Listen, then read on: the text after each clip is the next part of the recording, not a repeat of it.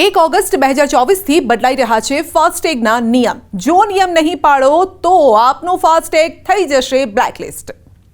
જ્યારથી ફાસ્ટેગ નિયમ આવ્યો છે ત્યારથી ભારતમાં ટોલ પ્લાઝા પર પેમેન્ટ કરવાનું લોકો માટે ખૂબ જ સરળ બની ગયું છે। પહેલા તમારે ટોલ પ્લાઝા પર કલાકો સુધી લાંબી કતારમાં ઊભા રહેવું પડતું હતું, પરંતુ ઓનલાઈન સિસ્ટમથી આપનો સમય પણ બચી જાય છે અને ટોલ પ્લાઝાથી સરળતાથી નીકળી જવાય છે। પરંતુ 1 ઓગસ્ટ 2024 થી ફાસ્ટેગ સંબંધિત સેવાઓ પર નવા નિયમો લાગુ થવા જઈ રહ્યા છે। એનપીસીઆઈની માર્ગદર્શિકા અનુસાર ફાસ્ટેગ સેવાઓ આપતી કંપનીઓ પાસે 31 ઓક્ટોબર સુધીનો સમય છે। 31મી ઓક્ટોબર સુધીમાં 5 અને 3 વર્ષ જૂના તમામ ફાસ્ટેગનું કેવાયસી કરાવવું જરૂરી છે।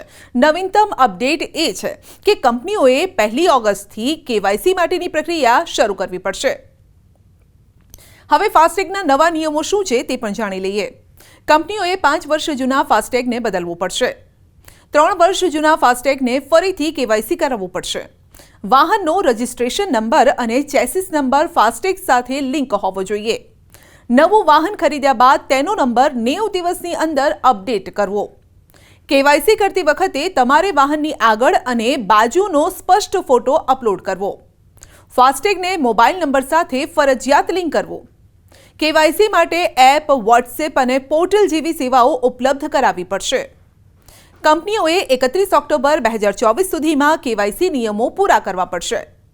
જો તમે 90 દિવસ એટલે કે 3 મહિનાની અંદર નંબર અપડેટ નહીં કરો તો તેને હોટલિસ્ટમાં પણ મૂકવામાં આવશે અને આ પછી તમને 30 દિવસનો વધારાનો જે સમય મળે છે।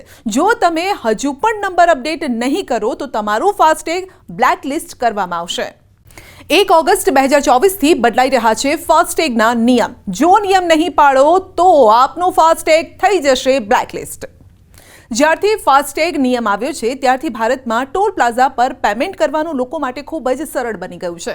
પહેલા તમારે ટોલ પ્લાઝા પર કલાકો સુધી લાંબી કતારમાં ઊભા રહેવું પડતું હતું, પરંતુ ઓનલાઈન સિસ્ટમથી આપનો સમય પણ બચી જાય છે અને ટોલ પ્લાઝાથી સરળતાથી નીકળી જવાય છે। પરંતુ 1 ઓગસ્ટ 2024 થી ફાસ્ટેગ સંબંધિત સેવાઓ પર નવા નિયમો લાગુ થવા જઈ રહ્યા છે। એનપીસીઆઈની માર્ગદર્શિકા અનુસાર ફાસ્ટેગ સેવાઓ આપતી કંપનીઓ પાસે 31 ઓક્ટોબર સુધીનો સમય છે। 31મી ઓક્ટોબર સુધીમાં 5 અને 3 વર્ષ જૂના તમામ ફાસ્ટેગનું કેવાયસી કરાવવું જરૂરી છે। નવીનતમ અપડેટ એ છે કે કંપનીઓએ 1 ઓગસ્ટથી કેવાયસી માટેની પ્રક્રિયા શરૂ કરવી પડશે। હવે ફાસ્ટેગના નવા નિયમો શું છે તે પણ જાણી લઈએ। કંપનીઓએ 5 વર્ષ જૂના ફાસ્ટેગને બદલવું પડશે। 3 વર્ષ જૂના ફાસ્ટેગને ફરીથી કેવાયસી કરાવવું પડશે।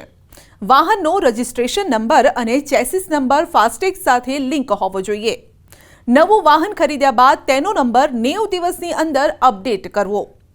કેવાયસી કરતી વખતે તમારે વાહનની આગળ અને બાજુનો સ્પષ્ટ ફોટો અપલોડ કરવો। ફાસ્ટેગને મોબાઈલ નંબર સાથે ફરજિયાત લિંક કરવો। કેવાયસી માટે એપ, વોટ્સએપ અને પોર્ટલ જેવી સેવાઓ ઉપલબ્ધ કરાવવી પડશે। કંપનીઓએ 31 ઓક્ટોબર 2024 સુધીમાં કેવાયસી નિયમો પૂરા કરવા પડશે। જો તમે 90 દિવસ એટલે કે 3 મહિનાની અંદર નંબર અપડેટ નહીં કરો તો તેને હોટલિસ્ટમાં પણ મૂકવામાં આવશે અને આ પછી તમને 30 દિવસનો વધારાનો જે સમય મળે છે। જો તમે હજુ પણ નંબર અપડેટ નહીં કરો તો તમારું ફાસ્ટેગ બ્લેકલિસ્ટ કરવામાં આવશે।